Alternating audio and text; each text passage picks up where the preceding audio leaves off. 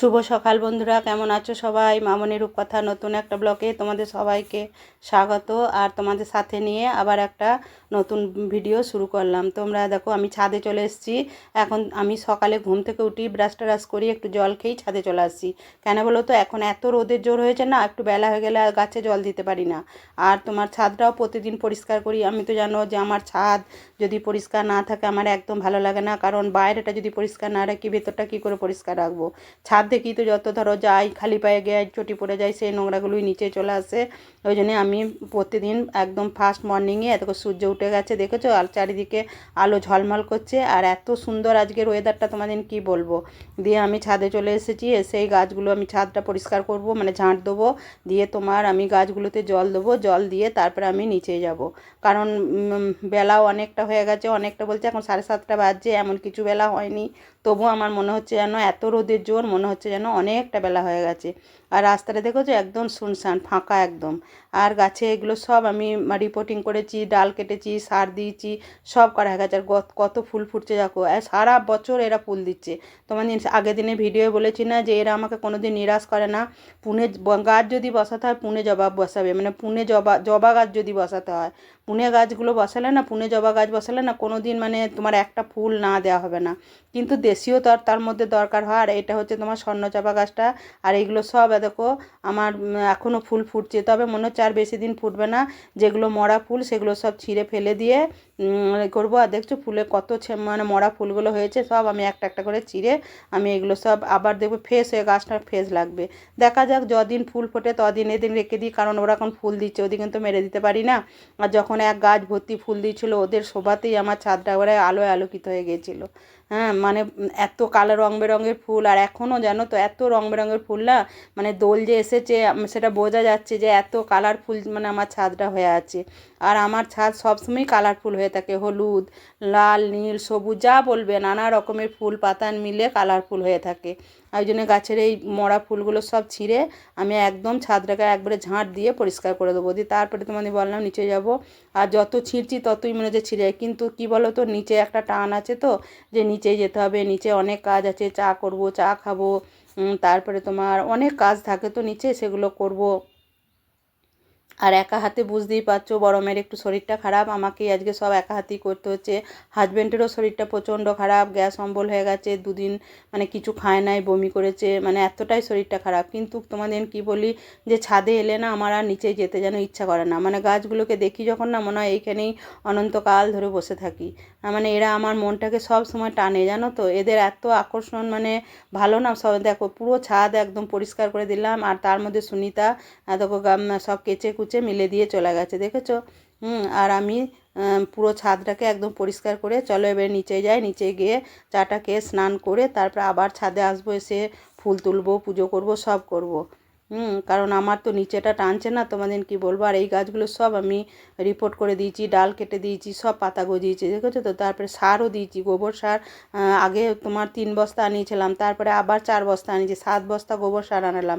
আমার যে সুনিতা কাজ করে ওদের বাড়িতেই একজনা থাকে, তাকে বলে আমি সব গোবর সার, এবার আমি সব বেশিরভাগ আমি গোবর সার দিচ্ছি। কেন বলো তো, জৈব সার দিলে কী হয় বলো তো, গাছগুলো ভালো থাকে। কিন্তু রাসায়নিক সার দিলে না গাছগুলো যেন ফুল দেয়, কিন্তু পরে যেন গাছগুলো একটু কিরম পাড়া হয়ে যায়, সেই ডালগুলোও যেন কেমন হয়ে যায়, দেখেছো পাতাগুলো কেমন কচি কচি বেরিয়েছে। আর এই দুটো হচ্ছে তোমার ফারুস ফুল। দুটোই, একটা হচ্ছে মানে বেগনি কালারের, একটা হচ্ছে মেরুন কালারের। আর এটা নীল জবা গাছ, এটাও দেখেছো পাতাগুলো কি সুন্দর বেরিয়েছে। তারপরে দেখো স্নান করে ছাদে চলে এসেছি, এবার ফুল কটা তুলে নেবো, কারণ অনেকটাই বেলা হয়ে গেছে। কত ফুল ফুটেছে তোমাদের আগেই দেখিয়েছি। আর তোমার আমার কৃষ্ণচূড়া গাছটা দেখো কত সুন্দর হয়েছে, তবে কৃষ্ণচূড়া ফুল এখনও ফোটে নাই। আজকে বিকালবেলা একটু সার দেবো, দিয়ে তারপরে দেখবো ফুল ফোটে কিনা, কারণ গাছটার বয়সটা অনেকটাই হয়ে গেছে। আর এইখানে আমি হরগৌরী না কি বলে ওই ফুলটাকে, আমি ঠিক নাম জানি না, কিন্তু ফুলটা আমার খুব ভালো লেগেছিলো বলে ওই গাছটা আমি বসিয়েছিলাম। তবে আমি জানি ফুল মাত্রই দেবতার চরণে মানে পড়তে আছে, কারণ এই ফুল দিতে নাই ওই ফুল দিতে নাই এটা আমি মানি না। আমি গোলাপও তুলি, আমি যে মানে গাছে ফুল যে কোনো ফুল আমি তুলে ঠাকুরের চরণে দিই। হ্যাঁ, ফুল তো মানে ঠাকুরের জন্যই ফোটে বলো। আর সব ফুলই আমার মনে হয় যেন পুজো হয়, তবে সব দেবতাকে সব ফুল দেওয়া যায় না। চলো এবার ঠাকুর ঘরে চলে এসেছি। এবার তোমার আমি গোপুসোনাদের তুলবো, তুলে আমি তারপরে গোপুসোনাদের স্নান করাবো, দিয়ে তারপরে পুজো করে তারপরে আমি নিচে যাব। আর আমার লাড্ডু দেখেছো আমার সাথে চলে এসেছে। আমি ছাদে এলি ও না এলে ওর দিন কাটে না, আমি ছাদে এলি ও ছাদে ঠিক চলে আসবে। তারপরে দেখো আমার পুজো হয়ে গেছে, এবারে আমি নিচে যাব। আর আমার লাড্ডু তো ঠাকুরের প্রসাদটা খাওয়ার জন্যই চুপ করে এখানে বসে থাকে, মানে কলা দিলে কলা মিষ্টি এসব খাওয়ার জন্য খুব মানে ইয়ে করে। আর চলো মায়ের পায়ে রাঙা জবা দিয়ে দিয়েছি। হ্যাঁ, তারপরে তোমার খুব কি সুন্দর লাগছে। আর বড় মেয়ে মায়ের মাথায় একটা জবা ফুল দিয়েছে। তাহলে আমার পুজো হয়ে গেল। আমার পুজো আমি আজকে একটু দুব্বা দিয়েছি। পুজোটা কেমন হলো অবশ্যই তোমরা বলবে। আমি সব পরিষ্কার পরিচ্ছন্ন করেই পুজোটা করেছি, সব দেবতাদের তোমাদের দর্শন করিয়ে দিলাম। তারপরে চলো নিচে যাই। আর দেখো অলরেডি হাজব্যান্ড বাজার নিয়ে চলে এসেছে, অল্প স্বল্প বাজার নিয়ে এসেছে, কারণ এখন গরমে কোনো সবজি তো ভালো লাগছে না, না কপি তো কোনো কিছুই খাবো না, বাঁধাকপি ফুলকপি কোনো কিছুই খেতে ভালো লাগছে না। সকালবেলায় দেখো একটু মানে ছোলার ডাল আর তোমার বরবটি সিদ্ধ করে রেখেছিলাম।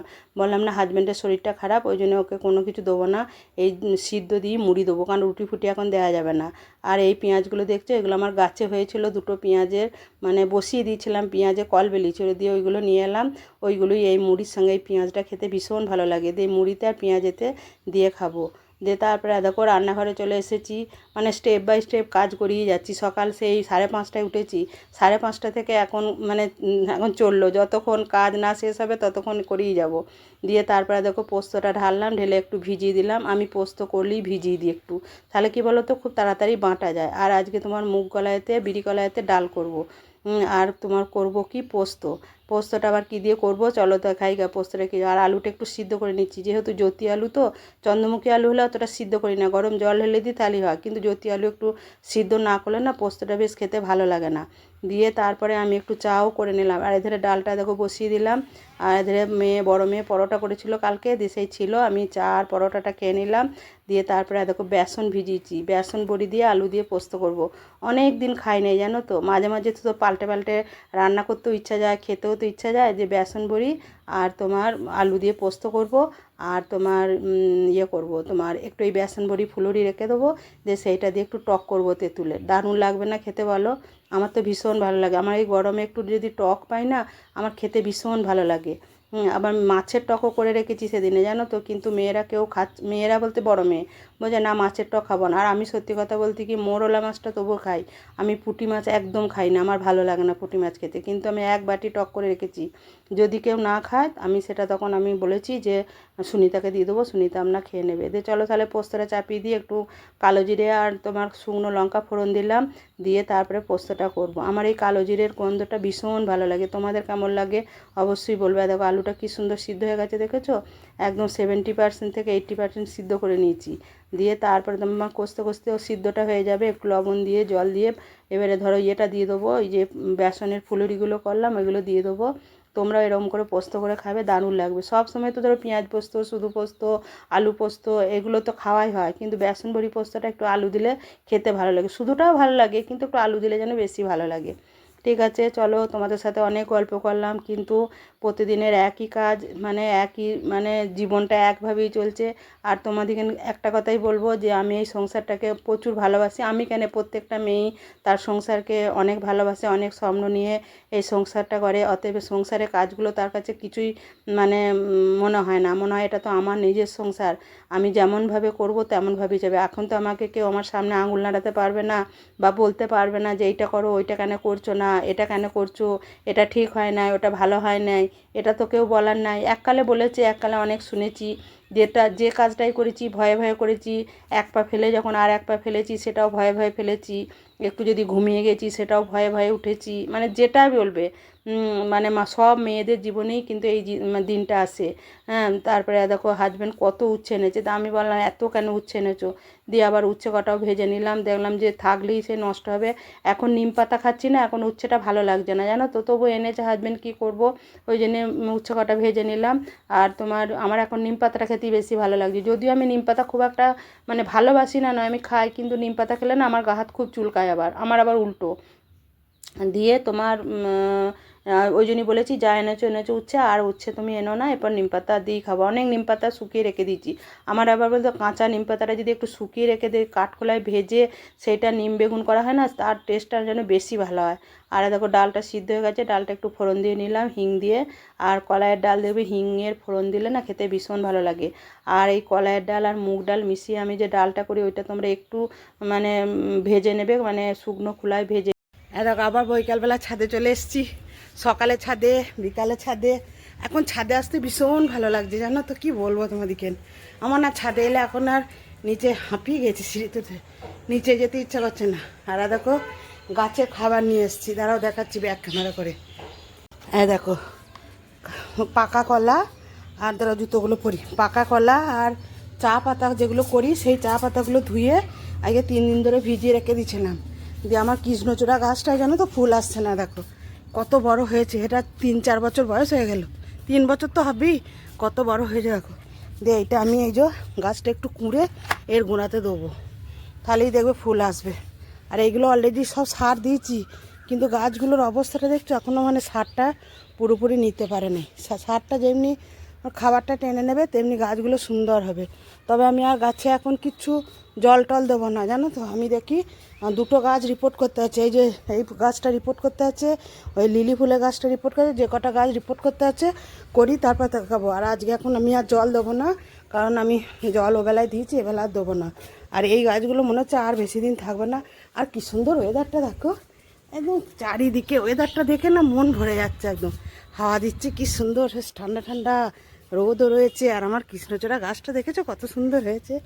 তোমরা অবশ্যই কমেন্ট করে বলবে যে আমার কৃষ্ণচূড়া গাছটা কেমন হয়েছে, দেখেছো। আর ওই দেখো চাঁদ উঠে গেছে, আর দেখেছো পাখিগুলো কেমন উঠছে। চলো তাহলে, আর এই ফুলটা ফুটেছে, এবার ডগগুলো একটু ছেটে দেবো, আরও ফুটবে। ঠিক আছে, ভিডিওটা তাহলে অনেক বড় হয়ে যাবে বেশি কিছু কথা বলতে গেলে বা দেখাতে গেলে। আজকে তাহলে ভিডিওটা এখানেই শেষ করছি। তোমরা ভালো থাকবে, সুস্থ থাকবে। আর আমার ভিডিওটা যদি ভালো লাগে অবশ্যই একটা লাইক দেবে। টাটা।